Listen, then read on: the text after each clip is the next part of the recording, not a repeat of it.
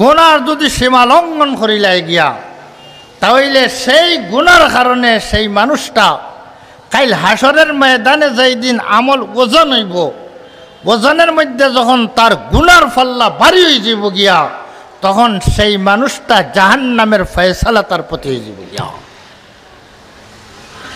তাহলে জাহান্নামও বেহেশত যাইতে আল্লাহর প্যারা বনতে গেলে, আল্লাহর প্যারা যারা বনি যাইব গিয়া, আল্লাহ পাকে তান প্যারাদের জন্য একটা নির্ধারিত স্থান রাখিয়া তৈছেন আখেরাত।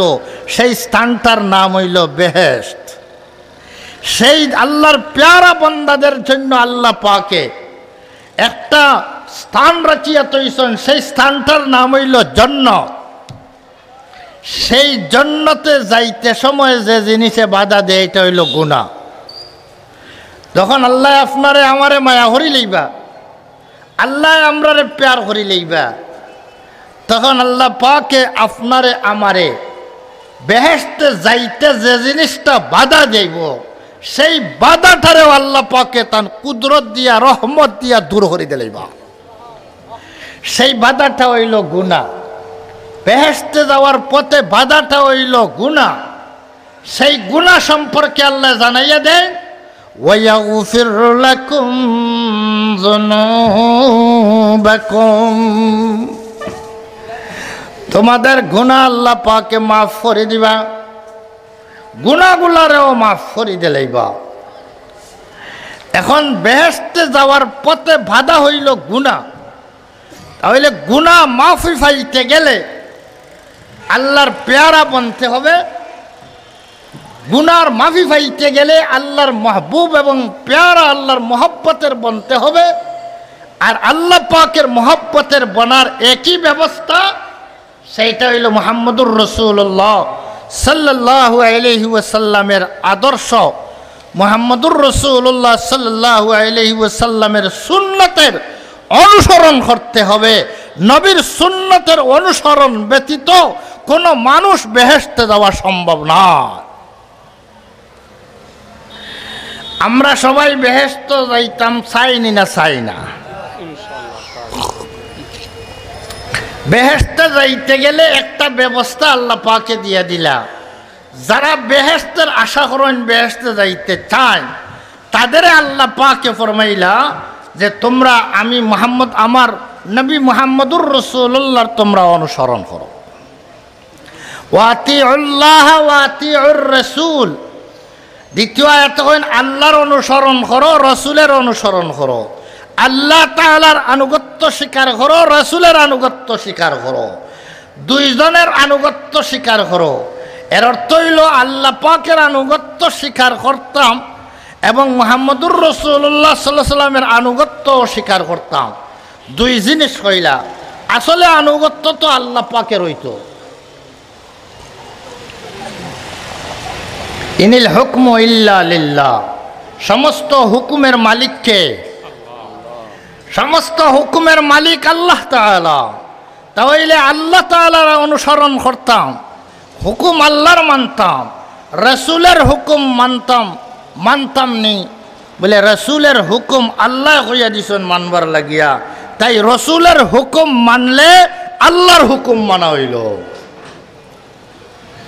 রাসূলের হুকুম মানলে আল্লাহর হুকুম মানা হইল।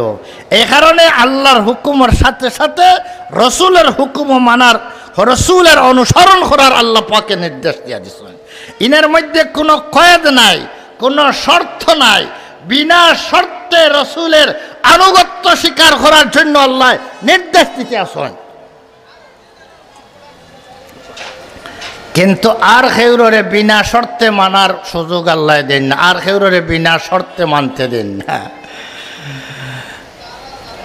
আল্লাহরে বিনা শর্তে মানিয়া নিতা এবং রাসূল সাল্লাল্লাহু বিনা শর্তে মানিয়া নিতা, যা কইবা তা মানিয়া নিতা। এই কারণে রাসূলের কেন আসলে তো হুকুম আল্লাহর মানতাম, কিন্তু রাসূলের হুকুম বিনা শর্তে আল্লাহ কেন অর্ডার দিলা?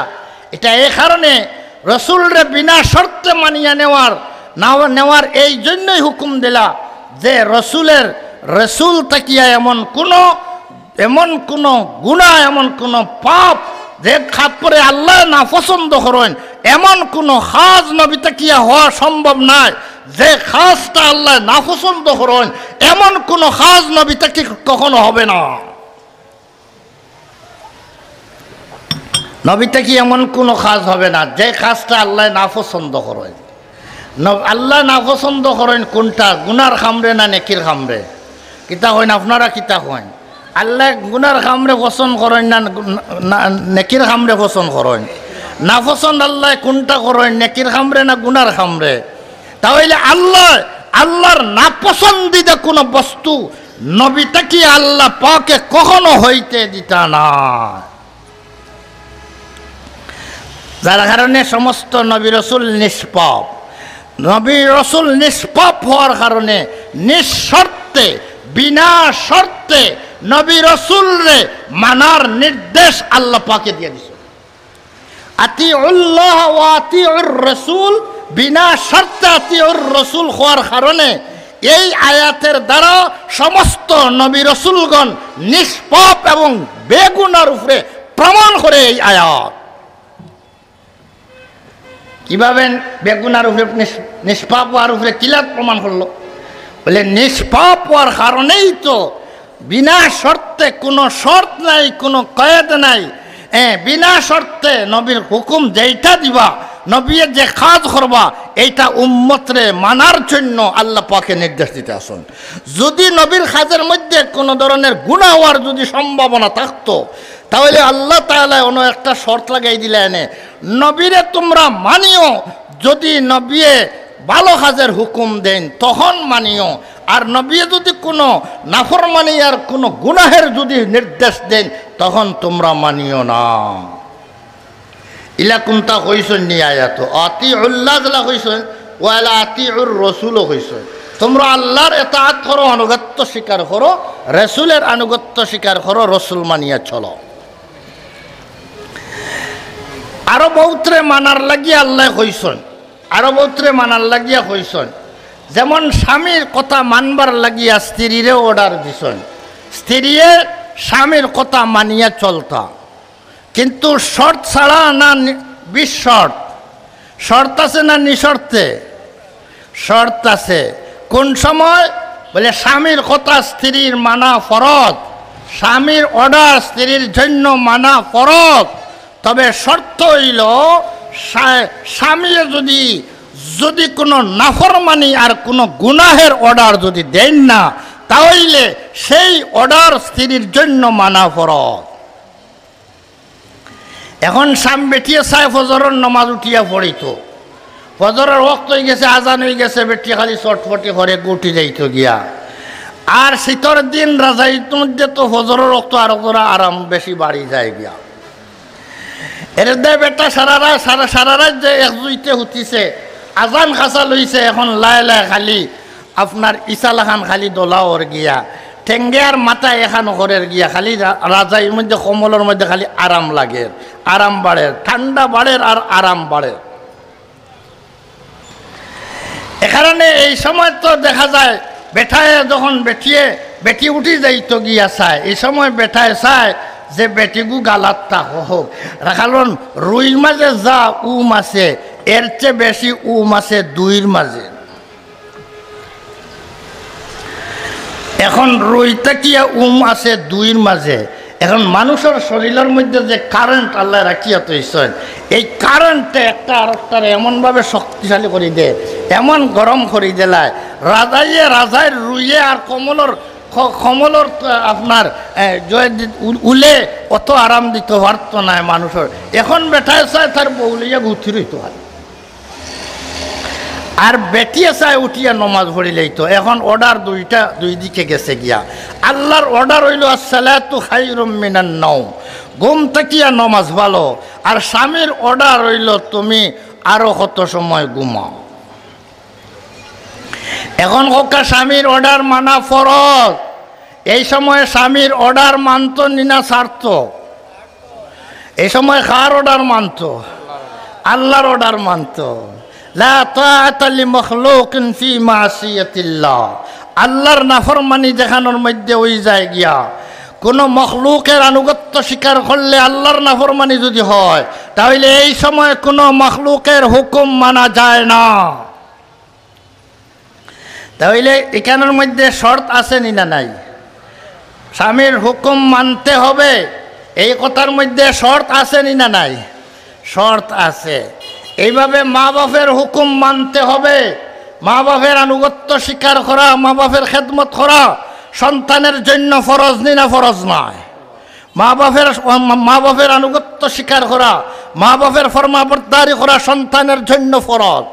কিন্তু এই জায়গার মধ্যেও আল্লাহ শর্ত লাগাইয়া দিলাইছে, ওয়াইন জাদাকা আলা আন তুশরিকা বি মা লাইসা লাকা বিহি ইলম فلا تطعهما وصاحبهما في الدنيا معروفا واتبع سبيل من أناب إلي। আল্লাহ পাকে হন তুমি মা বাবার হুকুম মানো, মা বাবার খেদমত করো, মা বাবার সাথে ইহসানের সুলুক করো, ভালো সুলুক করো, এটা আমার নির্দেশ। কিন্তু একটা জিনিস খেয়াল রাখতে হবে, মা বাপে যদি কুফরি শিরকি করার জন্য যদি নির্দেশ দেন, মা বাপে যদি কোনো নাফরমানির যদি অর্ডার দেন, আল্লাহর আইনের উল্টা যদি কোনো আইন যদি মা বাপে ফাঁস করিয়া দেন, তাহলে সেই আইন তুমি তাই প্রত্যাখ্যান করিয়া আল্লাহর আইন তুমি তাই মানিয়া চলো। তাহলে আইন কার মানিয়া চলতে হবে? আল্লাহর আইন মানিয়া চলতে হবে। মা বাপের হুকুম মানা ফরজ, কিন্তু এর বাদেও আল্লাহর আইনের উল্টা হইলে মানা যায় না। তাহলে নিশর্তে মা বাপের হুকুম মানা ফরজ, নাই ন শর্ত লাগাই দিছেন আল্লাহ। স্বামী স্ত্রীর যেভাবে আনুগত্য স্বীকার করতে গিয়ে এখানের মধ্যে আল্লাহর পক্ষ থেকে শর্ত আছে, মা বাপের আনুগত্য স্বীকার করতে এখানের মধ্যে আল্লাহর পক্ষ থেকে নির্দেশ আছে। ঠিক তদ্রূপ সরকারের হুকুম মানা ফরজ, সরকারের হুকুম মানা ওয়াজিব। সরকার ওয়া উলিল আমরি মিনকুম, সরকারের হুকুম মানা ওয়াজিব। সরকারের হুকুম মানা প্রজাদের উপরে ফরজ। কারণ সরকারের হুকুম যদি না মানেন, দেশের শান্তি শৃঙ্খলা ধ্বংস হয়ে যাইব গিয়া। সরকার একবায়, প্রজা হলার হবায়, এই দেশের মধ্যে কোনো শান্তি থাকবে না। সেই শান্তি আর নিরাপত্তার জন্য আল্লাহ পাকে সরকারের হুকুম মানাও ফরজ করে দিছেন। এই সরকারের হুকুম মানা যে ফরজ, ফরজ বা ওয়াজিব যেটা হওয়া হয়, এর অর্থ হইল গিয়া এখানের মধ্যেও বিনা শর্তে নয়, বিনা শর্তে নয়, বরং এখানের মধ্যেও একটা শর্ত লাগাইয়া দিছেন। নবী করিম সাল্লাল্লাহু আলাইহি ওয়াসাল্লামে একজন সাহাবীরে আমির বানাইয়া এক যুদ্ধের মধ্যে দিয়া দিছেন। কোনো কারণবশত আমির সাবর ওই যারারে লইয়া গেছেন যুদ্ধের মধ্যে সৈন্যবাহিনী, এরার উপরে আমির সাবর কোনো কথা কারণবশত নারাজ হয়ে গেছেন, গুছা করে লইছেন। এখন এরারে চাইছেন সাজা দিতা কইছেন কি, তোমরা রে আমার নবী করিম সাল্লামে বাড়িতে কি আমরা রে রওনা দিতে সময় কইছেন নি এই কথা যে তোমরা আমিরের আনুগত্য স্বীকার করবাই, তোমাদের উপরে দায়িত্ব হইল আমিরের হুকুম মানিয়া চলা, একথা কইছেন নি? সবার মনে আসেনি? বলে জি এটা আমরা মনে আছে। তাইলে আমি অর্ডার দিয়ার, যাও এখন জঙ্গল থেকে তুমি তাই লাকড়ি আনো গিয়া, আর লাকড়ি আনিয়া তুমি তাই আনো গিয়া জমা করো নিয়া। এখন তারা জঙ্গল গিয়া পাহাড় থেকে গিয়া লাকড়ি আনছ, শুকনা লাকড়ি আনিয়া যখন একত্রিত করছেন, করার পরে আমির সাহেব অর্ডার দিছেন যে এখন তুমি তাই এই এই লাকড়ির স্তূপের মধ্যে আগুন ধরাও। লাকড়ির স্তূপ আগুন ধরাইছেন, আমির সাহেবের অর্ডার লাকড়ি আনা, এইটাও মানিয়া নিছেন। আমির সাহেবের অর্ডার লাকড়ি আনিয়া এখন অত হেরান হইয়া আনলে এখন কোন জ্বালাই ফেলাই দিতা। এখন এটাও আমির সাহেবের যখন হইরা এটাও না মানিয়া হয় না, আমির সাহেবের অর্ডারে এখন তারা আগুনও ধরাই দিছেন। এই দুই অর্ডার মানি লইছেন আমির সাহেব। মারার পরে 3 নম্বর আর একটা অর্ডার আমির সাহেবে দিছেন। আগুন যে সময় দামাইয়া জ্বলিয়া উঠিছে, এখন আমির সাহেবে হন তোমার তো স্মরণ আছে নি আল্লাহর রাসূল সাল্লাল্লাহু আলাইহি ওয়াসাল্লামে সময় কিতা কইছেন আমরা রে? বলে হ্যাঁ স্মরণ আছে। বলে তাইলে আমার অর্ডার হইল তুমি তাই এই জ্বলন্ত আগুনের ভিতরে তুমি তাই সব গিয়া ঝাঁপিয়া পড়ো। এখন তো বড় কঠিন কাম। কিতা মনে করেন আগর দুইটা হুকুম মানতে সময় জেলা খুশি খুশি হইয়া মানা গেছিল, এই হুকুমটা মানতে সময় কিতা মনে করেন ইলা খুশি রয়েছে নি? এখন আমি হিসাবে অর্ডার দিছেন অগ্নি কুণ্ডের ভিতরে, এই স্তূপের ভিতরে তোমরা ঝাঁপ দিয়া পড়ো।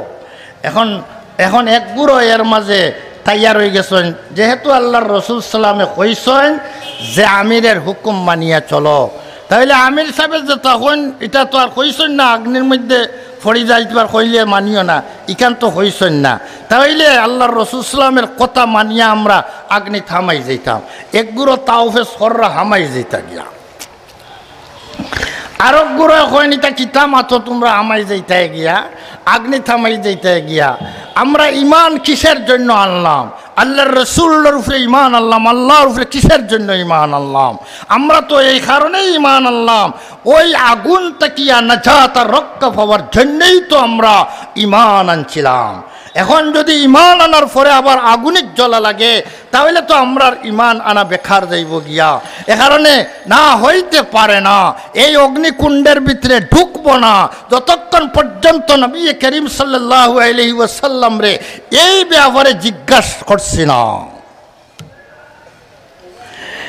এখন এর এক গুঁড়ো আটকি গেছেন, আটকিয়া এরা আটকি গেলে তো এরা বাঁচি গে লাগিয়া, আর গুঁড়ো যারা তৈয়ার হয়ে গেছে লাগিয়া, তৈয়ার হয়ে গেছিল ঢুকি যাইবার লাগিয়া, তারারে এরা বুঝাই সুজাইয়া আবার আটকাই লেছ। এখন কেউ আর আগ্নিত পড়ছে না, কিন্তু শেষ পর্যন্ত এই কত সময় যাইতে না যাইতে লাই আগুন, লাহড়ির আগুন তো অস্তে লাই লিবিও গেছে গিয়া।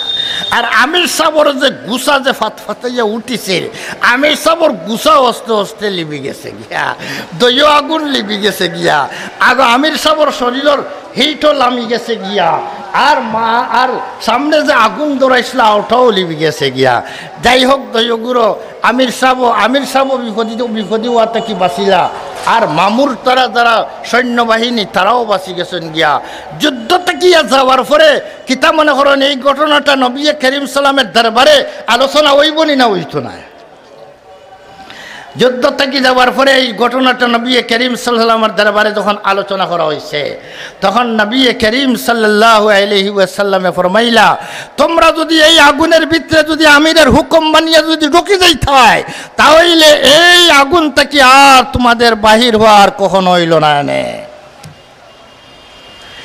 এর অর্থ হইল তোমরা এই আগুনের ভিতরেই জ্বলতে থাকলা, এনে জাহান্নামী বনি গেলা এনে গিয়া।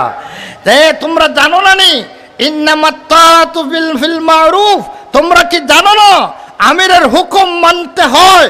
যদি আমির যদি শরীয়তের উল্টা আল্লাহ এবং আল্লাহর রসুলের বিধানের কোনো উল্টা কোনো কথা যদি নির্দেশ দেন না, তখন আমিরের হুকুম মানতে হয়। আর যদি আমিরের কোনো হুকুম যদি ইসলামের উল্টা হয়, কোরআন হাদিসের যদি উল্টা হয়, তাহলে সেই হুকুম মানা কখনো অনুমতি নাই, মানার অনুমতি নাই, মানা জায়েজ নাই। তাহলে আমিরের হুকুমও মানতে হয়, আমিরের হুকুম মানতে হয়, সরকারের হুকুম মানতে হয়, প্রশাসনের হুকুম মানা জরুরি, হুকুম মানা জরুরি। আল্লাহ পাকের অর্ডার, রসুলের অর্ডার, কিন্তু সাথে সাথে বিনা শর্তে না, শর্ত সাপেক্ষে। এটা এমনিই নয় যে আমিরের যেইটাই অর্ডার দেউকা মানিয়েই নিতে হবে, এইটা নয়, বরং আমিরের উপরে আরো আমির আসেননি না নাই, আমিরের উপরে আরো আমির আসেননি না নাই। কলিল্লাহুম্মা মালিকাল মুলকি তুতিল মুলকা মান তাশা ওয়া তানজিউল মুলকা মিম্মান তাশা ওয়া তুইজ্জু মান তাশা ওয়া তুযিল্লু মান তাশা বিয়াদিকাল খায়র ইন্নাকা আলা কুল্লি শাইইন কাদির। যদি কোনো অর্ডার, যদি কোনো আইন যদি এমন হয়ে যায়, আমির সাহেবের এমন কোনো আইন হয় যে আইনটা আল্লাহ পছন্দ করেন না, যে আইনটা আল্লাহর রসুলে পছন্দ করেন না, কোরআন সুন্নাহ পরিপন্থী যদি কোনো আইন যদি হয়ে যায়, সেই আইন কোনো মুসলমানদের জন্য মান্য করার অনুমতি নাই। এটা হয় আমরার দেশও যদি এক অর্ডার আই হয়, বলে কেউ 8টার আগে ঘুম থেকে উঠতে পারতে না। এরা তো কেউ দিত না, কোনো পাগল ছাগল ছাড়া তো দিত না কেউ। যদি দানা খাস্তে অর্ডার আইয়ে বলে 8টার আগে কেউ উঠতে পারতে না। বহুত মানুষ ঘুমো আর আজান বজান কেউ যদি উঠে হলে তোমার নমাজ পড়ি আজান বজান কেউ দিতে পারতে না মাকি। তাহলে বর্তমানে ইংল্যান্ডের মধ্যে ফজরের আজান 2-1 জায়গার মধ্যে মাইকে মসজিদও মাইকে আজান দেওয়ার অনুমতি আছে, 2-1টা মসজিদও অনুমোদন তারা লইছেন, কিন্তু ফজরের আজান মাইকে দিতে পারতায় না, এশার আজান মাইকও দিতে পারতায় না। এশার আগে একটা ঘুমাই যায় নিতার ঘুম নষ্ট হয়ে যাব গিয়া, আর ফজরের অক্ত তখন তারা অধিকাংশ ঘুমো তারার ঘুমে ডিস্টার্ব হইব, এ কারণে মাকিত আজান দিতে পারতায় না, আনামাইকে মসজিদের ভিতরে আজান দেও।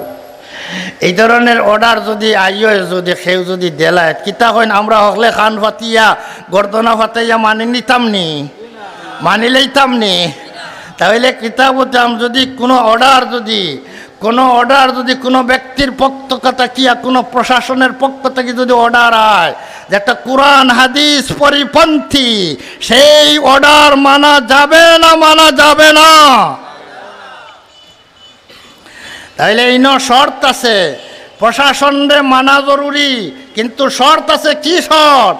যে যদি আল্লাহ এবং আল্লাহর রসুলের অর্ডারের আইনের উল্টা না হয়।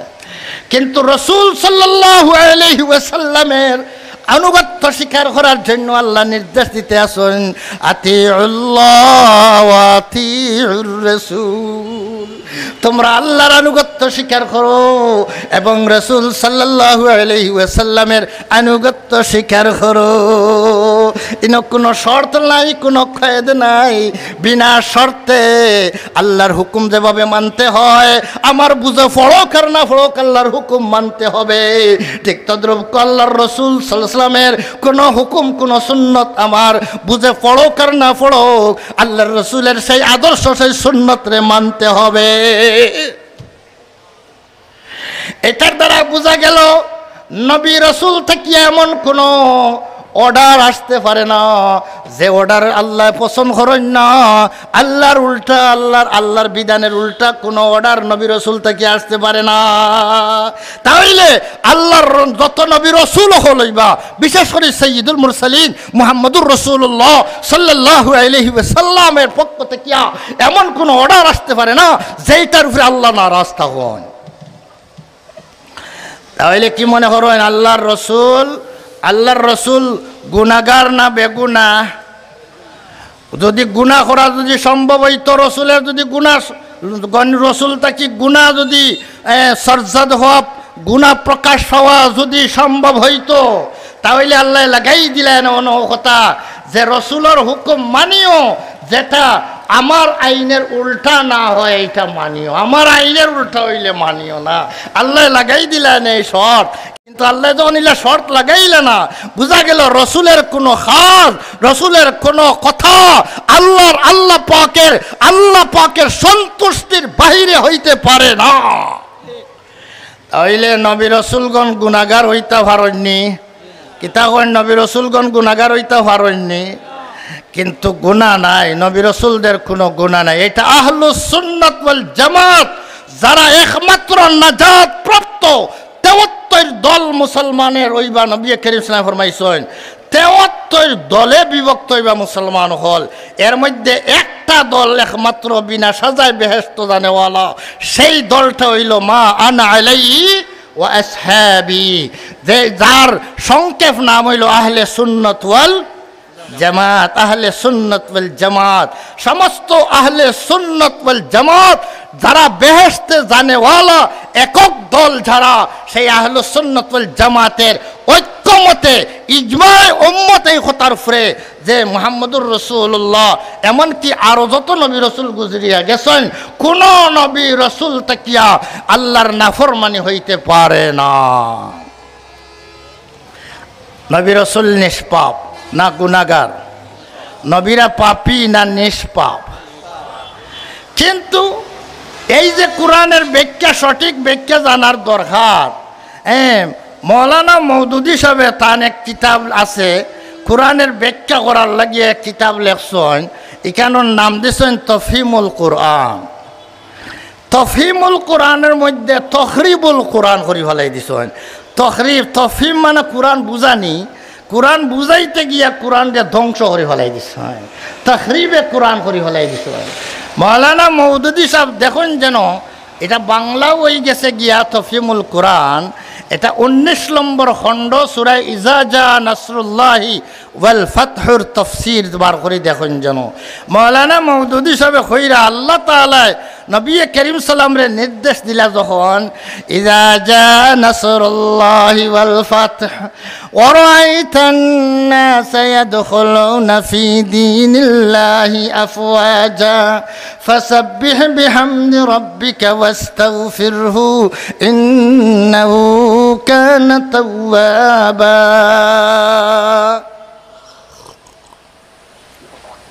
নবী করিম সাল্লাল্লাহু আলাইহি আল্লাহ পাকে জানাই দেন ইজা জা নাসরুল্লাহি ওয়াল ফাতহ, যখন আল্লাহ তাআলার বিশেষ সাহায্য আপনার প্রতি আসবে এবং এর সাথে সাথে সেই সাহায্যের কারণে মক্কা বিজয় হয়ে যাবে, ফতে হয়ে যাবে, ফতে মক্কা হয়ে যাবে, তখন হে নবী তুমি আল্লাহর শুকরিয়া আদায় করো।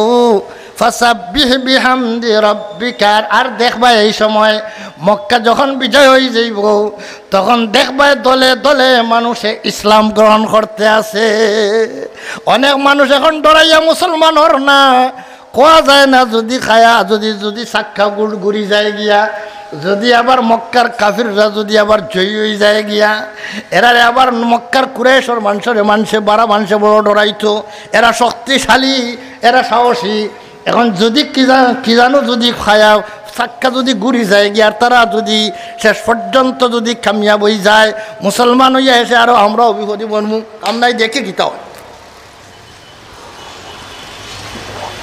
কিন্তু যেমনে খালি মক্কা বিজয় হয়ে যাবে, যখন মক্কার উপরে আপনি নবীর আধিপত্য স্থাপন হয়ে যাইব গিয়া, আধিপত্য বিস্তার হয়ে যাইব গিয়া, সেই সময় আপনি দেখবা একজন দুইজন নাই যাকে যাকে মানুষ ইসলাম কবুল করতে আছে, যাকে যাকে যখন ইসলাম কবুল করব মানুষে তখন দলে দলে ইসলাম কবুল করব। নবী আপনার দুনিয়া ফাটা ইসলাম যে উদ্দেশ্যে ইসলামটারে বিজয়ী ধর্ম বানাইয়া আপনি দুনিয়াতে কি আইতা হয়, সেই কাজ হয়ে গেছে গিয়া। এখন আর মক্কা বিজয় হয়ে গেছে গিয়া, দলে দলে ইসলাম কবুল আরম্ভ হয়ে গেছে। আস্তা পৃথিবীর মধ্যে ইসলাম এখন বিজয়ী ধর্ম হিসাবে প্রকাশ পাইতে আর বেশি সময় দরকার নাই। নবী আপনি অতদিন আর তাহার কোনো প্রয়োজন নাই, আপনি আস্তে আস্তে আমার কাছে আবার লাগিয়া পার্সোনালি কিছু আমল আরম্ভ করি দেও গিয়া, পার্সোনালি কিছু আমল আরম্ভ করি দেও। কিতা পার্সোনালি আমল কিতা? এইটার ফায়দা খালি আপনার হইব। আর আপনি অতদিন যেটা কররা পার্সোনালির লগে ইয়া বেশি কররা গিয়া, যে একটা মানুষের ফায়দা বেশি হয়, সারা দুনিয়ার মানুষরা দুজক থাকিবা সেইটাই কিলা ও আমলের লাগিয়া আপনি দিন রাত চিন্তার মধ্যে আসো। ব্যক্তিগত উপরে মর্যাদা ভাইতে কিলা হিকানোর চিন্তা বাদ দিয়ে খালি মানুষ কিলা বাঁচাইতে মানুষ কিলা বাঁচাইতে, ইটা কম কররায় আর হতা বেশি কররায়। তো এখন এক কাম করো, এখন পার্সোনালি কিছু আমল বাড়াই দো। এখন তোমার আইবার সময় আইছে, আর তোমার থাকার দরকার নাই। তুমি এখন দুনিয়াত যদি থাকো না, তাহলে এই দিনের অগ্রযাত্রা আর কেউ রোধ করতে পারতো না, আটকাইতে পারতো না। ফাসাব্বিহ বিহামদি রাব্বিকা ওয়াস্তাগফিরহু, নবী আপনি আল্লাহর তাসবিহ বয়ান করো, সুবহানাল্লাহ।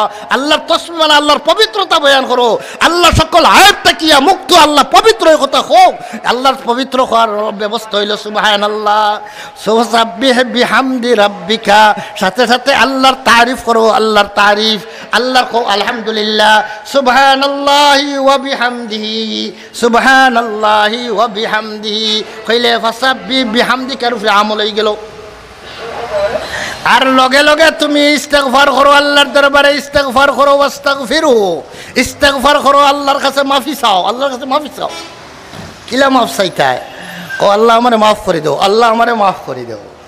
কারণ আল্লাহ পাক ইন্নাহু কানা তাওয়াবা, আল্লাহ যারা যাইন আল্লাহ মুখা ফিরি যাইন গিয়ে আল্লাহ মুখা হয়ে যাইন, আল্লাহ তান বড় কদর করুন। আপনি আমার কাছে খালি তওবা করো, ইস্তেগফার করো, খালি মাফি চাও, খালি মাফ করো, আল্লাহ মাফ করো। এখন কৌকা চাইন আল্লাহ তাআলা নবী করিম সাল্লাল্লাহু আলাইহি ওয়াসাল্লাম আখেরি উমর গিয়া কিতা করতা কইলা, এই আয়াত নাজিল হওয়ার পরে নবী করিম সাল্লাম হযরত আয়েশা সিদ্দিকা ফরমান নবী করিম সাল্লাম নামাজের মধ্যে বেশি বেশি এই তসবিহ পড়িতা রুকুর তসবিহ রুকুর মধ্যে গিয়া সুবহান রাব্বিয়াল আযীম সাজদার মধ্যে সুবহান রাব্বিয়াল আলা এইগুলা নফল নামাজের মধ্যে পড়তে গিয়া এটা না পড়িয়া বেশি বেশি পড়িতা সুবহানাকা আল্লাহুম্মা ওয়া বিহামদিকা আস্তাগফিরুকা ওয়া আতুবু ইলাইক সুবহানাকা আল্লাহুম্মা ওয়া বিহামদিকা আস্তাগফিরুকা ওয়া আতুবু ইলাইক নবী করিম সাল্লাল্লাহু আলাইহি ওয়াসাল্লাম আল্লাহর সুবহানাকা হইতা সুবহানাকা ওয়া বিহামদিকা হইলে ওয়াসাবি বিহামদিকার আমল হয়ে গেল ওয়াস্তাগফিরহু ইস্তিগফার করো হইতা আস্তাগফিরুকা আল্লাহ তোমার কাছে মাফ চাইয়ার আস্তাগফিরুকা ওয়া আতুবু ইলাইহি ইন্নাহু কানা তাওয়াবা আল্লাহ তওবা করুন ও কইতা ওয়া আতুবু ইলাইহি আল্লাহ আপনার কাছে তওবা করিয়ার আমি এইটা রুকুর সজ্জা রুকুর তসবির মধ্যে সজ্জার তসবির মধ্যে গিয়া বেশি বেশি বেশি বেশি করে পড়িতা লম্বা সময় খালি ওটা পড়িতা কারণ আল্লাহ কইছেন ফাসাব্বি বিহামদি রাব্বিকা ওয়াস্তাগফিরহু এর অর্থ হইল আপনার আর বেশি সময় বাকি নাই আপনি আমার কাছে আওয়ার সময় কাছেই গেছে এখন মাফ চাওয়ার খেনে বা মাফ কিতার লাগিয়া চাইন আল্লাহর রসুলে আমরা মনে প্রশ্ন জাগে না নি বলে খেনে মাফ চাইতা খেনে মাফ চাইতা মৌলানা মওদুদি সাহেবে কইলাতে তো মাফ চাওয়ার কথা যখন আল্লাহ কইছেন তাহলে তো কোনো গুনাহ নিশ্চয় আছে গুনাহ না তাহলে মাফ চাওয়া লাগে কোনখানে ইতা হন এই তুমি মাফ চাও কই না আপনারা দুইজনের মধ্যে কিছু বিরোধ হয়ে গেলে কই না মাফ চাও তে তো নিশ্চয় কোনটা ভুল হয়েছে তার কারণে কই মাফ চাও আল্লাহ কই মাফ চাও যে মাফ চাও কিতাব লাগিয়া হয় তে তো ইনো কিতাব ভুল হয়ে গেছে গিয়া কিতাব নবীটা কিয়া কিতাব ভুল হয়ে গেছে গিয়া ও মৌলানা মওদুদি সাহেব নবীর জিন্দগিত আপনার চশমা লাগাইয়া কালা চশমা লাগাইয়া চাইয়া দেখলা যে না নবীর জিন্দগিত তো কোনো ভুল হওয়া যায় না কোনো গুনাহের শাস্ত পাওয়া যায় না তাহলে আল্লাহ মাফ চাওয়ার কথা কইলা কেনে তে তো ইনো কিতা আছে আমি ধরতাম পারিয়া না ও কইলা তাহলে নবী করিম সাল্লাম রে তো আল্লাহ পাকে একটা গুরু দায়িত্ব দিয়া দুনিয়াত পাঠাইছেন দুনিয়ার মানুষের কাছে আল্লাহর বাণীগুলা পৌঁছাইয়া দেওয়া এটার নাম তাবলীগে রিসালত রিসালত রসুলের দায়িত্ব হইল আল্লাহর বিধিবিধান মানুষের কাছে সঠিকভাবে পৌঁছাইয়া দেওয়া এইটা রসুলের দায়িত্ব সেই গুরু দায়িত্বর মধ্যে হয়তো কিছু ত্রুটি হয়েছে আদায়ের সালাতের মধ্যে আদায়ের সালাত মে যেগুলা ত্রুটি বিচ্যুতি হয়েছে এইগুলা তাকে আল্লাহর কাছে মাফ চাওতে ভুল হইলে অনথুড়া হয়েছে ইকান তো আর দেখা যান না নবুয়তি দায়িত্ব আদায় করতে কিতে হয়েছে কিছু ত্রুটি হয়েছে কিতা হয় মৌলানা মওদুদি সাহেব আর কোনো দুইশ নবীর না ভাইয়া হইলা নবুয়তির দায়িত্বর মধ্যে যেটা ত্রুটি বিচ্যুতি হয়েছে ওটার লাগিয়া তুমি আল্লাহর কাছে মাফ চাও অকলে আনা বুঝি একবার হোকা নাউযু বিল্লাহ আপনি কোকা চাইন নবুয়তি দায়িত্ব এত বড় গুরু দায়িত্ব যারা সারা দুনিয়ার মানুষের জিন্নাত ও ইনসানের হেদায়েতের সম্পর্ক এই দায়িত্বের মধ্যে যে মানুষটা ত্রুটি করব এই মানুষে কোনো আকলমন মানুষে আল্লাহ বাদ দেও কোনো আকলমন মানুষে দায়িত্ব দিবনি কিতা কইন আপনি আপনার বাড়ি চুল খাইর গালাত আপনার বাজার থেকে কোনটা মেহমান আইছেন কোনটা জরুরি বস্তু বাজার থেকে নেওয়ার লাগিয়া আপনি কেউরে ফাটাইছেন আপনার ফুয়ার মাঝে এগু কিছু আগুয়া চাগুয়া আছে এগুরে আপনি চাইলে খইলে হয়েও যাইব বাজারও গিয়া লইব কিন্তু এগু ফুয়া বড় হুঁশিয়ার এখন আপনি বাজারও মেহমান উমান আইছেন বাড়িত এরার লাগি খানি খুরাকি নেওয়ার লাগিয়া যেটা আসবাবপত্র একটা টুকা করিয়া আপনি দিলা যে হতা আনিও খোকা চাইন কোন বাচ্চারে আপনি চয় ধরবা আউয়া যাউয়া অগুনা হুঁশিয়ার অগু বলে আউয়া যাউয়া গিয়া কিতা করবো আর হেসে কোনটা ওটা আনিয়া ফেলাই আইব ওটা আনতো নাই আর হেসে মেহমানের কাছে শরম পাওয়া লাগবো তাহলে একজন মানুষে এক সাধারণ দুনিয়া যদি এই শরম পাওয়া তো সামান্য শরম ক্ষতি হইলে সামান্য ক্ষতি ও ক্ষতিটার লাগিও আউয়া যাউয়ারে কেউ বাছাই করে না বরং চালাক চতুর ও বাচ্চারেও বাছাই করে যে বাচ্চায় যেটা হইয়া দিবা সম্পূর্ণভাবে পুঙ্খানুপুঙ্খভাবে এইগুলা বাজার থেকে লইয়া আইতে পারবো ও বাচ্চারেও যাচাই করেন না ও বাচ্চারেও বাছাই করেন না যদি আপনার বাজারের লাগিয়া যদি বাজার খরচ করার লাগিয়া আপনার বাচ্চার মধ্যে তাকিয়া এমন বাচ্চারে আপনি চয় করেন যে বাচ্চায় ভুল করার কোনো আশঙ্কা নাই সম্ভাবনা নাই এরপরেও তো কোনো সময় হয় না নি হুঁশিয়ার হয়েও তো কোনটা ভুলি যায় না নি মাঝে ইটা হয় কিন্তু বুঝে আপনি বুঝছেন না এই যে এটা করবো করিয়া হয়েছে আই আল্লাহ কইলা না রবা আমার ই হুয়া থইলা ভুল করার কথা নাই রবা আজকে ইটা করলো কিতা আজকে ইটা কিতা করলো আপনি যারে বুঝছেন যে সঠিকভাবে আদায় করতে পারবো এর বাদেও আপনি ও বাচ্চারেও আপনি নির্ধারণ করেন তাহলে আরহামুর রাহিমিন যে সারা দুনিয়ার জিন্নাত ইনসানের হেদায়তের লাগিয়া দাওয়াত পৌঁছাইবার জন্য রাস্তা দেখাইবার জন্য যে নবী রাসূলুল্লাহর দায়িত্ব দিয়া মুহাম্মদুর রাসূলুল্লাহ সাল্লাল্লাহু দায়িত্ব দিয়া আল্লাহ পাঠাইলা সেই মুহাম্মদুর রাসূলুল্লাহ এই দায়িত্ব গুরু দায়িত্ব আদায় করার মধ্যে সামান্যতম ত্রুটি বিচ্যুতি হওয়ার সম্ভাবনা আসেনি কিতা মনে করেন আসেনি আল্লাহ আমরা যদি দুনিয়ার সাধারণ জিনিসের লাগিয়ে একটা সাধারণ জিনিসে ভুল করতে পারে যে বাচ্চায় ভুল করবো তারে দায়িত্ব দেই না তাহলে আল্লাহ পাকে এত বড় গুরু দায়িত্ব এমন মানুষের কি দিবা যে মানুষে এই গুরু দায়িত্বের মধ্যে ভুল করতে পারে কি সম্ভব আছে এ কারণে নবী রাসূলগণ আদায়ের রিসালাত নবুয়তির দায়িত্ব আদায়ের মধ্যে ত্রুটি হয় এটা অসম্ভব ব্যাপার নবুয়তির দায়িত্বের মধ্যে কোনো ত্রুটি বিচ্যুতি হইতে পারে না এ কারণে মুহাম্মদুর রাসূলুল্লাহ বিলকুল হর ধরনের গুনাহ থেকে নিষ্পাপ এখন নবী এখন প্রশ্ন জাগে বলে হুজুর তাহলে আল্লাহ কইন খানে মাফ চাও কইন খানে ইটা কিতার লাগিয়া কইন বলে ইটার একটা অর্থ আছে এটা বোঝা লাগবো এমনি খালি শব্দ দেখলে হইতো না ব্রাদারান ইসলাম দুইটা জবাব আপনারা সামনে পেশ করি একটা জবাব হইল আল্লাহ ইস্তেগফার যে আল্লাহর কাছে মাফ চাওয়া এটা আপনার ইবাদত বন্দেগি করার চেয়েও বেশি আল্লাহর কাছে মুকররব বনার ব্যবস্থা মাফ চাওয়ার ভিতরে চোখদা খাহদ কে মায়ারি কুনদ চোখদা খাহদ কে মায়ারি কুনদ মেলে মারা সুয়ে জারি মে কুনদ জালালউদ্দিন রুমি রহমাতুল্লাহ আলাইহি ফরমায়েন যখন আল্লাহ পাকে সাইন আমরার সাথে মেহেরবানি করতে আমরার সাথে আল্লাহ তাআলা মায়া করতা তখন আল্লাহ পাকে আমরারে আল্লাহর কাছে খান্দাখাতি করনেওয়ালা বানাইয়া দিলা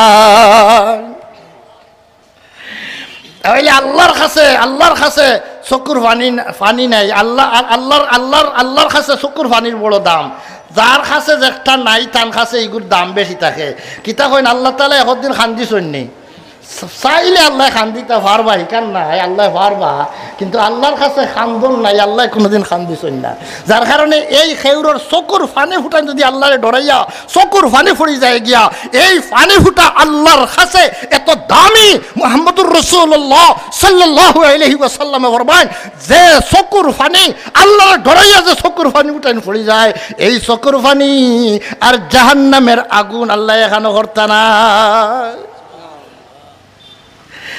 মুহাম্মদুর রাসূলুল্লাহ সাল্লাল্লাহু আলাইহি ওয়াসাল্লাম এখন তুমি মাফ চাও মুহাম্মদুর রাসূলুল্লাহ সাল্লাল্লাহু আলাইহি ওয়াসাল্লাম মাফ চাও কিতার লাগি মাফ চাও কোন জানেন নি মাফি চাওয়া আল্লাহর কাছে বড় পছন্দনীয় নতওয়া মাফি চাইলে তো নতইলাই নতওয়া আল্লাহর কাছে নতওয়া নাই আল্লাহ কোনো বেটার কাছে নতওয়ালা নাই কোনো মখলুকের সামনে আল্লাহ নতওয়া নাই আল্লাহ আলা কুল্লি শাইইন কাদির এই কারণে আল্লাহ নতইলে বড় পছন্দ করেন আল্লাহর কাছে নতইলে আল্লাহ বড় মায়া করেন আল্লাহর কাছে চকুর পানি ফেলাই দিয়ে আল্লাহ বড় মায়া করেন এই কারণে নবী করিম সাল্লাল্লাহু আলাইহি সাল্লাম রে আল্লাহ বিশেষ মহব্বত করার জন্য আল্লাহ এখন তুমি খান্দো আর তুমি আমার কাছে তওবা করো মাফ চাও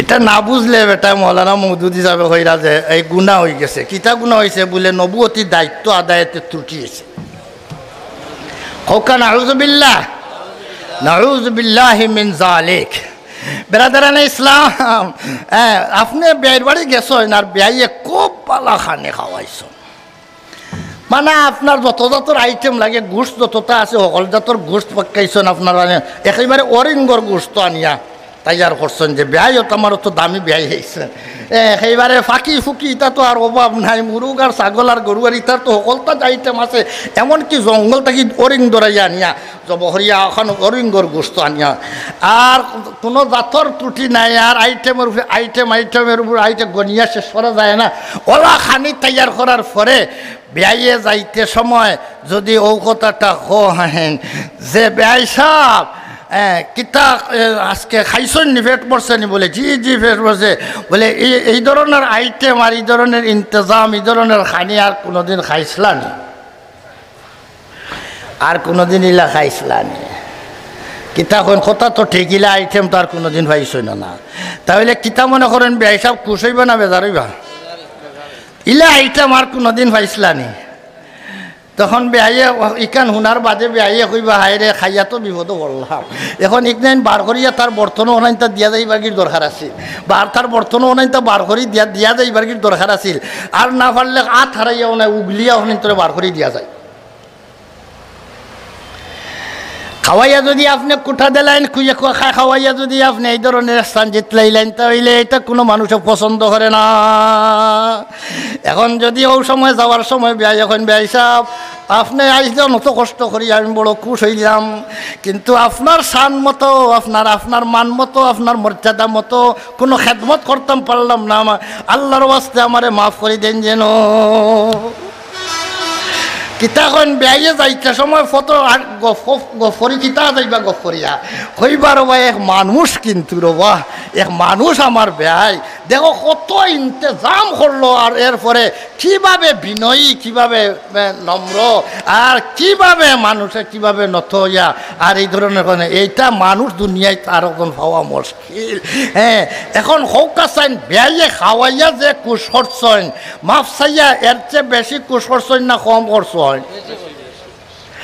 ও খান নবীর আমলের মতো আমল দুনিয়ার সারা মখলুকে মিলিয়া, সারা মানুষে মিলিয়া যদি, সারা মুসলমানের মিলিয়া, সারা জিন্নাত ইনসানের নমাজে যদি এক পাল্লাত তোলা যায়, তাহলে নবী করিম সালামের 2 রাকাত নমাজের সমতুল্য হইতো না।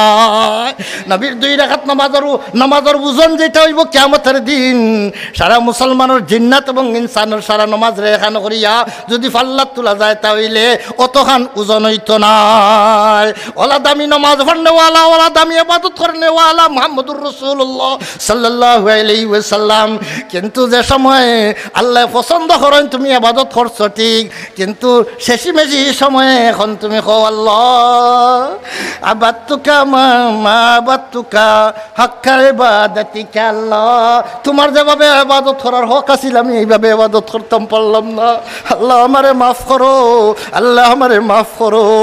এই মাফি চাওয়ার দ্বারা সারা জিন্দগি আমল করিয়া যে সওয়াব পাইছলা, এই মাফির মাধ্যমে এর চেয়ে বেশি সওয়াবের মালিক বানাইয়াও আল্লাহ পাকে মুহাম্মদুর রাসূলুল্লাহ সাল্লাল্লাহু আলাইহি ওয়াসাল্লাম রে বেহেশতের মধ্যে যে উচ্চ মর্যাদা দেওয়ার লাগি আল্লাহ পাকে সাব্যস্ত করিয়া রাখছেন, সেই উঁচু মর্যাদার উপযুক্ত বানাইয়া দুনিয়া থেকে লইয়া যাওয়ার লাগিয়া নবী করিম সাল্লাল্লাহু আলাইহি আল্লাহ কইলা ফাসাব্বিহ বিহামদি রাব্বিকা ওয়াস্তাগফিরহু।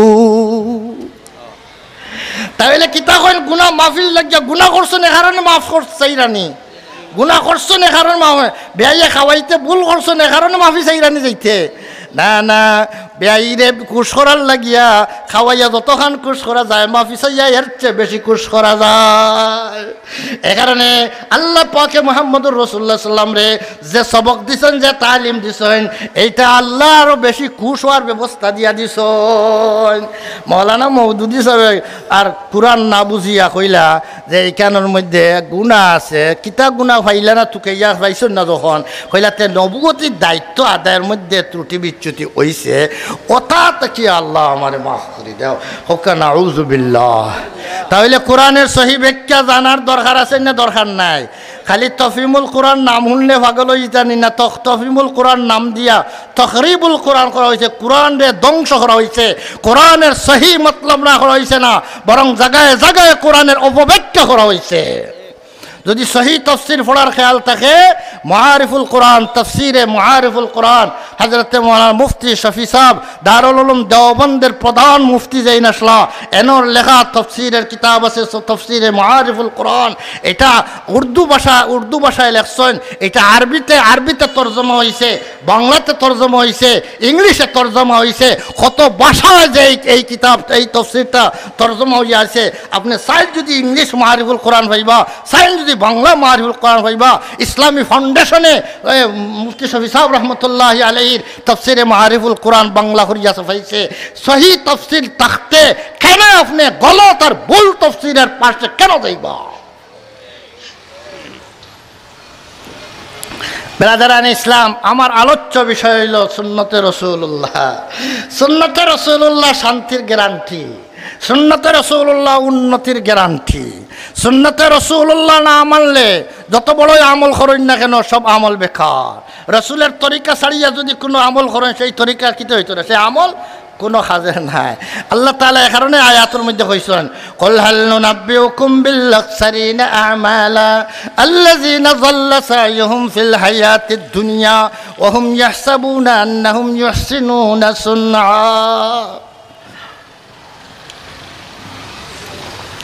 কুল হাল নুনাব্বিউকুম বিল আখসারিনা আমালা, নবী করিম সাল্লাল্লাহু আলাইহি ওয়াসাল্লাম রে আল্লাহ শিখাইয়া দিরা, কও তুমি ও আমার উম্মত হল, কইতাম নি তোমরা রে, হাল নুনাব্বিউকুম বিল আখসারিনা আমালা, ও সমস্ত মানুষের কথা সংবাদ দিতাম নি তোমরা রে যারা আমল করিয়া করিয়া অধিক ক্ষতিগ্রস্ত হয়ে গেল। আমল করিয়া করিয়া ক্ষতিগ্রস্ত হইল কইরা না, আকসর হইলা। আকসর মানা বেশি ক্ষতিগ্রস্ত, খাসির মানা ক্ষতিগ্রস্ত। কুল হাল নুনাব্বিউকুম বিল খাসিরিনা আমালা না হইয়া কইলা বিল আকসারিনা আমালা, যারা আমল করিয়া করিয়া অধিক ক্ষতিগ্রস্ত হইল এরার কথা হইতাম নি।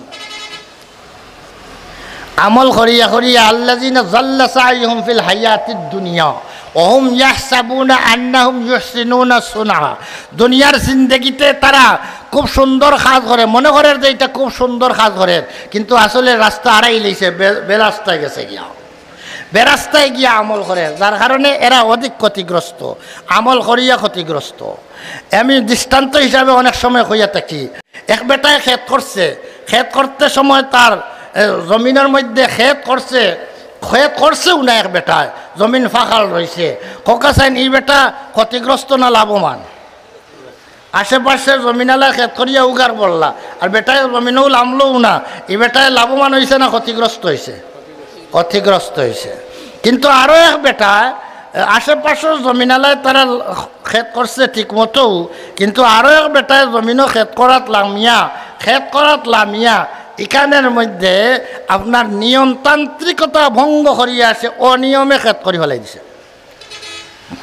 মাসালা নিভিরা মনে করছে যে দান বেশি দৌড়াইতাম, এ কারণে এই মানুষটায় দান দরানির লাগিয়া যে ব্যবস্থা, এই যে আপনার আলির গুড়ি মাটির মধ্যে গাড়িত, ফেকর মধ্যে গাড়িত না গাড়িয়া কইলতে আলির আগা উপর মখলে তো আলি উপর মুখা আগা দেন আর গুড়ি দেন মাটি মুখা।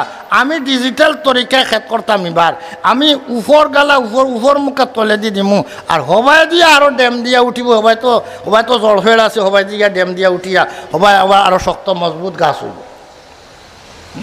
হে তার ডিজিটাল নিয়মতে তরিকা ক্ষেত করছে, বা ক্ষেতত করিয়া বাড়িতে ইয়া নিশ্চিন্তা বইতাছে, এবার বন্ধে দি যাই না, হয়তো ইফিরা হল থাকি বেশি দান পাইমু, আল্লাহর মর্জি বেশি দান পাইমু, বাড়িতে ইয়া নিশ্চিন্তা বইতাছে, বন্ধে দিয়া যায় না। মানুষ দান ফাঁকিছে নি, মানুষের কাছে খবর লয় দান ফাঁকেন নি, আশেপাশে বলে ফাঁকিছে বলে, তাহলে তো আমারও তো খামলা উমলা চাওয়ার দরকার, খামলা লইয়া বন্ধ গেছে, গিয়া দেখে ইয়া আল্লাহ একসা দানোর সুবা না। এখন এই মানুষটা যে এই যে ক্ষেত করছে জমিনটা হজাইছেও বেশি, ফাঁসও দিছে বেশি, হলতাও দিছে বেশি, কিন্তু যে ক্ষেতর যে মেইন তরিকা যেটা, এটারে ত্যাগ করিয়া নতুন ডিজিটাল তরিকায় করিয়া সেই মানুষটা যে ক্ষতিগ্রস্ত হইল, আজকে হকলর উগারও দান গেল, তার উগারও দান গেল না। খোকা চাই যে বেটায় ক্ষেত করছেও না, ফাঁকাল রয়েছে, হেও ক্ষতিগ্রস্ত হইল, আর এই বেটায় ক্ষেত করার পরে হে তার জমিনটা ফাঁকাল হয়ে গেল, তার জমিনও একটা দান হইল না। এই মানুষটার ক্ষতি আর যে ক্ষেত একেবারে করছে না, দৈগুলোর ক্ষতি সমান নেই, ক্ষতি খার বেশ। যে ক্ষেত করছে তার ডাবল ক্ষতি, একটা হইল জমিন ফাঁকাল হইল এক ক্ষতি, 2 নম্বর এই জমিনটারে ফসলওয়ালা বানাইবার লাগিয়া যা খরচ করলো টাকা পয়সা, ও টাকাগুলো যদি থাকতো তে ওগুন দি লইয়া চাউলের বস্তা নে দানোর বস্তা লইয়া নিয়ে উগার বর্তু পারলো নে, কিন্তু হাউগুনো কুয়াইলো এগুলো ডাবল ক্ষতিগ্রস্ত। ও ধরনের মানুষের কথা আল্লাহ কোরআনের মধ্যে কইতাম নি যে তাই আমল করিয়া বেশি ক্ষতিগ্রস্ত হইলা, যে বেটায় নমাজ পড়ছে কিন্তু নমাজ খান পড়ছেও না, হেতো ক্ষতিগ্রস্ত হইব। কিন্তু নমাজ পড়তে সময় যদি সে সে যদি তার ডিজিটাল তরিকায় যদি নমাজ পড়ে, রসুলের তরিকা বাদ দিয়া যদি অন্য তরিকায় যদি সে নমাজ পড়ে, তাহলে হে বেশি ক্ষতিগ্রস্ত হইব না নমাজ না পড়লে বেশি ক্ষতিগ্রস্ত? তাহাজ্জুদের নমাজও উঠিছে, অকল ঘুমো তাই উঠিছে, উঠিয়া তাহাজ্জুদের নমাজ পড়ে, কিন্তু তাহাজ্জুদের নমাজ পড়তে সময় কইল বা আল্লাহ তো সকলরু আল্লাহ, আল্লাহ তো এবাদত বন্দেগী বেশি ভালো পাইবা। এখন নমাজের মধ্যে রুকু দিতাম একটা, এক রুকু দিয়া সদ্যা দুইটা, ইনো রুকুখানে একটা দিতাম, ইনো দুইটা আমি পারতাম নানি, এক জোড়া করতাম পারমু, সদ্যা দুইটা করতাম পারমু। আল্লাহর মজি তো নাই, আল্লাহ দিছে কমর বল দিছে। এখন বেটায় বুন্দা হইয়া একটা দিয়া উঠি আর একটা দিল, আর একটা দিয়া দিয়া তাহাজ্জুদের নমাজ পড়িছো, আর লম্বা লম্বা তসবিহ সুবহান রাব্বিয়াল আযীম, সুবহান রাব্বিয়াল আযীম বেশ করে হড়িয়া হড়িয়া নমাজ পড়িয়া শেষ করছে। খোকাসাইন এক বেটায় বিলকুল ঘুমাইছে, একবার উঠিছে না, এসার নমাজ পড়িয়া যেমনি ঘুমাইছিল, আর ঘুমাইছিল আর ফজরের নমাজ উঠিয়া জমাতে নমাজ পড়েছে, মাঝখান তার খালি ঘুমাইয়াও গেছে। আর এই বেটার মাঝখানো ঘুম ভাঙ্গাইয়া ঘুম ফালাইয়া আর এরপরে নমাজ পড়িল কত কষ্ট করিয়া। এখন খোকাসাইন ক্ষতি খার বেশ হয়েছে, যে বেটায় ভুল নমাজ পড়লো, নবীর তরিকা মতো, নবীর তরিকা ছাড়িয়া মন গড়া তরিকায় নমাজ পড়লো, সেই নমাজের কারণে যে বেটায় নমাজ পড়ছে না সে বেটা তো একটা ক্ষতিগ্রস্ত, কিন্তু এই ব্যক্তি তাতে কি ডাবল ক্ষতিগ্রস্ত। ঘুম ছাড়লো, কষ্ট করলো, আর এরপরে এই উল্টা নবীর তরিকার উল্টা নমাজ পড়ার কারণে নবী করিম সাল্লাল্লাহু আলাইহি সাল্লাম ফরমায়েন, কোনো মানুষে যদি তার আমলের মধ্যে কোনো বেদাত নতুন কোনো কাজ ঢুকাই দেয় যেটা ইসলামের মধ্যে যায়, যেটা নবীর তরিকার মধ্যে নাই, নবীর তরিকার মধ্যে যেটা নাই এইটার নাম বেদাত, এইটার নাম হইল বেদাত। বেদাতি কোনো আমল যদি কোনো মানুষে করে, আবাল্লাহু আন ইয়াকবালা লিসাহিবি বিদআতিন সারফান ওয়ালা আদলা। নবী করিম সাল্লাল্লাহু আলাইহি ওয়াসাল্লাম ফরমায়েন, কোনো ব্যক্তি যদি নতুন আবিষ্কৃত কোনো কাজ যদি ইসলামের ভিতরে ঢুকায়, যে জিনিসটা ইসলামের ভিতরে নাই, ওই কাজটা যদি ইসলামের ভিতরে ঢুকায়, মন গড়া ঢুকাইলে ওই ব্যক্তির কোনো আমল, ফরজ আমল হোক নফল আমল হোক, কোনো আমলই আল্লাহ কবুল করতে নাই। হাত্তা ইয়াদা বিদআতাহু, যত সময় পর্যন্ত তার বেদাত ছাড়ছে না অত সময় পর্যন্ত আল্লাহ তার কোনো আমল গ্রহণ করতে নাই। দেখুন হৌকাসাইন, এই ব্যক্তি নমাজের মধ্যে যদি তার মন গড়া কিছু রীতিনীতি ফুরাই দেয়, তাহলে এই নমাজ পড়িয়া হে লাভবান হইল না ক্ষতিগ্রস্ত হইল? ক্ষতিগ্রস্ত হইল। এ কারণে ইবাদত বন্দেগী আল্লাহর কাছে কবুল হইতে গেলে দুইটা শর্ত। কোনো মানুষ এবাদত বন্দেগী করিয়া আল্লাহর কাছে যদি মুকাররব বনতে চায়, আল্লাহর মায়ার বনতে চায়, তাহলে তার দুইটা কাজ করতে হবে। একটা কাজ হইল গিয়া তার এই ইবাদত বন্দেগীটা একমাত্র আল্লাহর রাজি আর খুশি করার নিয়তে হইতে হইব। আমল খুব সুন্দর করছে কিন্তু নিয়ত বালা না। মসজিদ বানাইছে কিন্তু 500 গম্বুজ দিয়া, 201টা গম্বুজর মসজিদ আছে নানি বাংলাদেশও? 201 গম্বুজর মসজিদ আছে টাঙ্গাইল। দেখেন যে ক্যালেন্ডার এটার মধ্যে দেওয়া আছে, 201টা গম্বুজ দিয়া মসজিদ বানাইছে, বিশাল দেখার মতো একটা মসজিদ। এখন একরো বেটায় কইল 201টা যদি বানাইছে আর তার নাম যদি পত্রিকাত উঠি যায়, তাহলে আমি আরো গম্বুজ বাড়াইমু, আমি 500 গম্বুজ দিয়া মসজিদ বানাইমু। দেখি আইয়া দেখুন না খিলা, তখন প্রধানমন্ত্রীও আইয়া হেলিকপ্টার মারিয়া আইয়া দেখবা। ইয়াসিন মির্জা হই আপনার ফাগলার ইয়াসিন মির্জা, এ বেটা মৎস্যজীবী আসিল, বিল রাখতো, বিল খাইতো, বিল এখন কইছিল একবার বিল খাইয়া কেউ খাইতে পারেন না, মাছ লইয়া যায় কি চিন্তাতে কিতা করিয়া লইয়া যায় গিয়া। কইলে এবার যদি আমার আল্লাহ যদি খাওয়ায় তাহলে একটা মসজিদ বানাইয়া দিমু, এই টাকা দিয়া মসজিদ বানাই দিমু। আশাও খাই লিছে, সারা মাছ খাই লিছে, আল্লাহ লাগে যে মানিছিল খাই লিছে, কিন্তু এখন মাছ খাই লিছে, সারা পয়সা পাইছে, কোটি টাকার পাকিস্তানি আমলের মধ্যে সে মালিক হয়েছে এই বিল বেশি, এই বিজলার মাছ বেচিয়া। তখন একটা মসজিদ ওয়াদা করছিল, একটা মসজিদ বানাইব। সেই সময় সেই যুগের লাগিয়া পাকিস্তানের ভিতরে আস্থা ওয়াল পাকিস্তান, পূর্ব পাকিস্তান, পশ্চিম পাকিস্তানের মধ্যে এত সুন্দর মসজিদ আর কেউ সেই যুগে বানাইতে পারছেন না। ওলা মসজিদ এখনও ফাগলাত গেলে আপনারা দেখবা যে মসজিদ, তবে এখন গেলে অত সুন্দর লাগতো না। আমি পড়ার জমানার মধ্যে গিয়া এই মসজিদ দেখছি যেখানে আইয়ুব খান ইয়া হেলিকপ্টার মারিয়া ইয়া পাকিস্তান থেকে আইয়ুব খান আসলা প্রেসিডেন্ট আইয়ুব খানে দেখার লাগিয়া এই মসজিদ দেখা তাইলে আমরা সিলেট বাড়ি আছে অন থেকে একবার তো দেখি না কেন বেটা পাকিস্তান থেকে আইতে পারলো ও গেছিলাম একবার ওবার সুনামগঞ্জ যাওয়াও আসিল আর ফটো ফুটি গেলে হইলাম মসজিদটাও দেখিয়া যাই গিয়া দেখলাম ঠিকই পছন্দনীয় খুব সুন্দর আকর্ষণীয় মসজিদ এখন কিন্তু ইটা এর চেয়ে আরও সুন্দর মসজিদের মানুষে বানাই লইছেন ইটা এর চেয়ে আরও সুন্দর মসজিদ এখন বানাই লইছেন কিন্তু সেই যুগের লাগিয়ে একটা সেরা একটা মসজিদ আছিল এখন যদি সেই মসজিদ বানানোর উদ্দেশ্য যদি এই ধরনের মসজিদ যদি বানাইয়া যদি সেউরও যদি উদ্দেশ্য থাকে যে আইয়া দুনিয়ার মানুষে একবার দেখার এক জিনিস বানাইতাম এই নিয়তে যদি বানাই তাইলে কিতা মনে করেন কোটি ডলার কোটি পাউন্ড খরচ করিয়া যদি একটা মসজিদ বানায় একটা পয়সার সব পাইবনি আল্লাহর দরবারে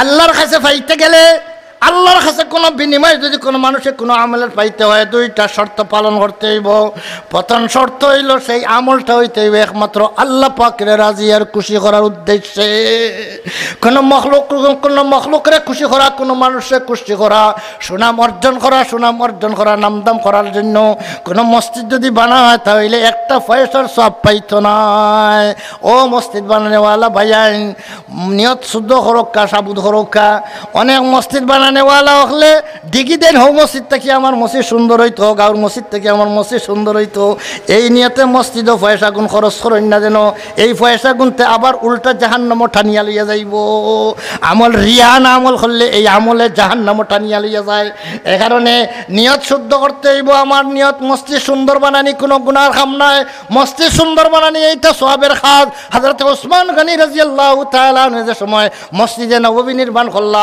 সেই যুগের লাগিয়ে একটা সেরা মসজিদ আছিল মসজিদে নববী সেই সময় অনেক সাহাবীর মধ্যে মনের মধ্যে কিছু সন্দেহ আইছে যে রাসূলুল্লাহর জমানার মসজিদ তো খেজুরের গাছের ডাল দিয়া খেজুরের ডাল দিয়া আপনার সানি দেওয়া আছিল ছাদ দেওয়া আছিল ওটা মসজিদ আছিল আর খেজুরের গাছ দিয়া খেজুরের গাছের দুম দিয়া মসজিদে নববীর খুঁটা দেওয়া আছিল ওটাতে উসমান গনিয়ে যে এত সুন্দর মসজিদ পাথর রঙ্গাইল পাথর দিয়ে এত সুন্দর মসজিদ বানাইলা এটার মধ্যে নি ইহুদি অখল্লা খান যদি গির্জা জেলা সুন্দর করে বানাইন ওলা আমরার মসজিদ নি ওলা হয়ে গেল না কিতা কিছু সাহাবির মধ্যে জাহিদ পরহেজগার সাহাবি অখলর দিলের মধ্যে কিছু সন্দেহ জাগিল হযরত উসমান গনি রাদিয়াল্লাহু তাআলা আনহু মসজিদে নববীর মিম্বরের মধ্যে দাঁড়াইয়া কইলা শোনো আমি নবী করিম সাল্লাল্লাহু আলাইহি সাল্লাম রে কইতে শুনছি মান বানা লিল্লাহি মসজিদান বানাল্লাহু লাহু মিসলাহু ফিল জান্নাহ যেই ব্যক্তি আল্লাহর জন্য মসজিদ বানাইব আল্লাহ পাওয়ার লাগিয়া যে আল্লাহ পাওয়ার লাগিয়া কোনো নাম নমুদের জন্য না ফখরের জন্য নাই আল্লাহ পাওয়ার জন্য যে মানুষে মসজিদ বানাইব এটা যে বুঝাইলে আমার নিয়তের উপরে কেউ হামলা করিও না মনে করতে পারো উসমানে নাম ফাটাইবার লাগিয়া মনে হয় উসমানে মসজিদ বানাইরা এই মসজিদটা কোনো সরকারি টাকা দিয়ে বানাইয়ার নাই যদিও মসজিদে নববী এটা সরকারি টাকা দিয়ে বানাই যায় কিন্তু উসমানের টাকা দিয়ে এই মসজিদটা বানাইছি কোনো মানুষের প্রশংসা হওয়ার জন্য নাই একমাত্র আল্লাহর রাজি খুশি করার জন্য নবী করিম সাল্লাল্লাহু আলাইহি ওয়াসাল্লাম ফরমাইছেন কোন মানুষে যদি মসজিদ এমন মসজিদ বানায় যে মসজিদটা বানাইলো আল্লাহর জন্য আল্লাহ হওয়ার জন্য আল্লাহ পাকে বেহেশতের মধ্যে ওই মসজিদের মতো ঘর আল্লাহ বানাইয়া দিবা বেহেশতের মধ্যে ওই যে মতো মসজিদের মতো কইলা মতো শব্দটা অন্য হাদিসের মধ্যে নাই হযরত উসমান রাদিয়াল্লাহু রাওয়ায়াতের মধ্যে মিসলাউ শব্দ বাড়াইয়া বুঝাইয়া দিলা যে মসজিদ জেলা বানাইবা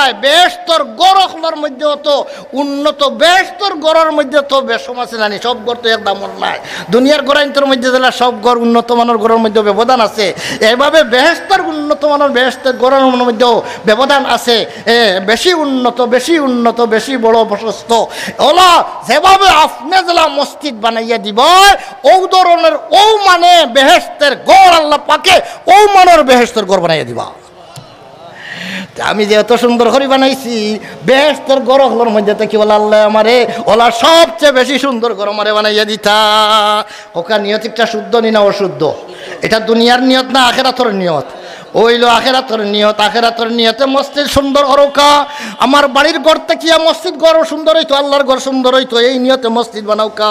ঘর গিয়া মসজিদের ঘর হামানির পরে আর বাড়ির কথা ফাউরি লইতাম, বলে বাড়িত কত আরামর ঘর, আর এখন ভালাইয়া অনকিলা বই লইতায় মসজিদের ঘর।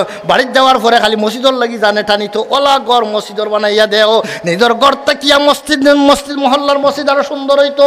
এই নিয়তে যদি কোনো মানুষের মসজিদ আল্লাহর ঘর বানায়, যত সুন্দর বানাওক না কেন, এইটা আল্লাহর কাছে সওয়াবের বিষয়।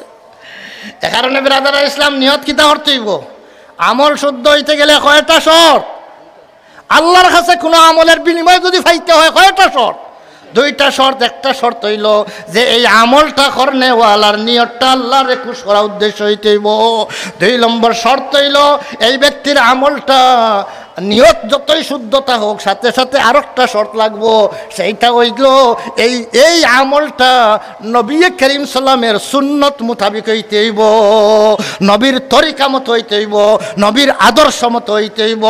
নবীর সুন্নত ছাড়িয়া যদি অন্য তরিকায় হয়, তাহলে যত সুন্দর আমল হোক না কেন, এইটার দ্বারা বেহেশত পাওয়ার পরিবর্তে এই আমল দ্বারাই জাহান্নাম খরিদ করি লইব। আপনারা আমি দৃষ্টান্ত হিসাবে কই, নবী করিম সাল্লাল্লাহু আলাইহি সাল্লামের জন্মর আজকে কত বছর হয়েছে? আজকে হিজরতের নবী করিম সাল্লামে হিজরত করিয়া গেছেন যে মদিনাত, হিজরতর 1434 হিজরি চলে, 43 হিজরি, 1443 হিজরি, 1443 হিজরি চলে এখন। এই 1443 হিজরি অর্থাৎ 1443 সাল চলে নবীর হিজরতের পর থেকে নিয়া। এখন নবী করিম সাল্লামের এর আগে হিজরত করলা গিয়া 53 বছর বয়স গিয়া হিজরত করছেন। নবী হিজরত করছেন 53 বছর বয়সে, আর এনতাকিয়া নিয়া হিজরতটা কি নিয়া 1443 বছর হয়ে গেছে এখন অতদিনের ভিতরে নবী করিম সাল্লামর উম্মত হলর মধ্যে বিভিন্ন ক্যাটাগরির মানুষ সকল গুজরিয়া গেছেন। এর মধ্যে তাকিয়া সবচেয়ে উন্নত মানের মানুষ যারা আসলে এরা সাহাবায়ে কেরাম। এরপরে 2 নম্বরের উন্নত মানের মানুষ যারা আসলে এরা সাহাবায়ে কেরামের ছাত্র হল, তাবিঈন হল।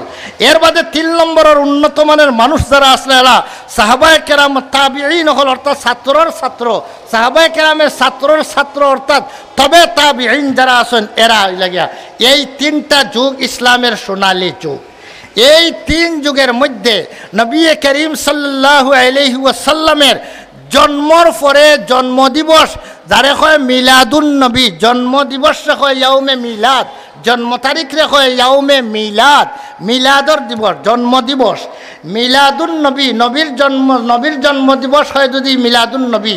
আপনার যদি জন্মদিবস হয়েছে আপনার মিলাদুল আপনার, মিলাদুল জয়দর যদি আবদুল্লাহর যদি জন্মদিবস হয় এইটা মিলাদু আবদুল্লাহর মিলাদ। মিলাদর অর্থ জন্মদিবস, জন্ম তারিখ। এখন নবী করিম সাল্লামের জন্মদিবসটা পালন করাটা নবীর জীবনে তাইনও পালন করল না, জন্মদিবসে কোনো উৎসব পালন করল না। নবীর ইন্তেকালের পরে নবীর সাহাবি হল গেলা, যারা এক একজন সাহাবি নবীর জন্য জান কুরবান করতে তৈয়ার আসলা, যে কোনো একটা আদনা বিষয়ের জন্য জান দিতে, বিসর্জন দিতে নবীর লাগি তৈয়ার। ওটা সাহাবি হলেও নবীর জিন্দগির মধ্যে প্রায় 1.5 লক্ষ সাহাবি দুনিয়ার তৈয়া গেলা নবী করিম সাল্লামে, কিন্তু একজন সাহাবিয়া নবীর জন্মদিবস উপলক্ষে কোনো উৎসব পালন করল না। তাহলে সাহাবায়ে কেরামের মায়া আসিল না? সাহাবায়ে কেরামের পরে যারা সাহাবায়ে কেরামের ছাত্র তাবিঈন তারাও এইটা করল না। তাবিঈনের পরে তারার ছাত্র যারা তবে তাবিঈন তারাও করল না। তাহলে যদি এই জন্মদিবসে যদি উৎসব হিসাবে পালন করিয়া জন্মদিবসে কোনো খুশি উদযাপন করা যদি ইসলামে যদি পছন্দ করত, আল্লাহর রসুলে যদি পছন্দ করতা, আল্লাহ যদি পছন্দ করতা, তাহলে এই খাসটারে এই 3 যুগের মানুষে ছাড়লা না এনে কিতা হয় না ওনারা। এই খাসটা আইলো খান থেকে বলে 600 বছর যাওয়ার পরে, নবীর হিজরতের 600 হিজরির মধ্যে গিয়া যাওয়ার পরে একটা জন্ম লইল খ্রিস্টান হলর দেখা দেখি। খ্রিস্টান হলে তারার নবী ঈসা আলাইহিস সালাম রে আল্লাহ সশরীরে আসমান উঠাইয়া নিস লাগিয়া ইহুদি ওগুলোর হাত থাকি বাঁচাইবার লাগিয়া সশরীরে আসমানের জিতা রাখি এখনো নিয়া জিতা রাখি তৈ দিছ নিয়া দজ্জাল রে খতম করার লাগি আল্লাহ লামাইয়া দিবা জমিনের মধ্যে হযরতে ঈসা আলাইহিস সালামের জন্ম দিবস রে আসমানও যাওয়ার হযরতে ঈসা আলাইহিস সালামের জন্ম যেই সময় ঈসা আলাইহিস সালামের জন্ম হয়েছে এই জন্মটাকে নিয়া 300 বছর পরে কিছু খ্রিস্টান হলে ঈসা আলাইহিস সালামের দরদ দেখাইয়া তারা জন্মদিবস পালন করা আরম্ভ করলো। ও 25শে ডিসেম্বরের 25 তারিখ যে একটা খ্রিস্টান হলোর কাছে বড়দিন হিসাবে পরিচিত, বড়দিন, বড় দিবস, বড় উৎসব এইটা পালন করা আরম্ভ করছে। ওখান দেখা দেখি মুসলমান হলে একটা মুসলমানে মিলাদুন নবী নবীর জন্মদিবসে অনুষ্ঠান করা আরম্ভ করছেন। এখন হোক এটা ইহুদি হকলের কাম না মুসলমানের কাম, খ্রিস্টান হকলের কাম না মুসলমানের কাম। এ কারণে নবীর জন্মদিবস পালন করা ইসলামে নাই। আল্লাহ পাকে আমরা সবাই রে নবীর সুন্নত মোতাবিক জিন্দগি বছর করার তৌফিক দাও। ওয়া আখিরু দাওয়ানা আলহামদুলিল্লাহি রাব্বিল আলামিন।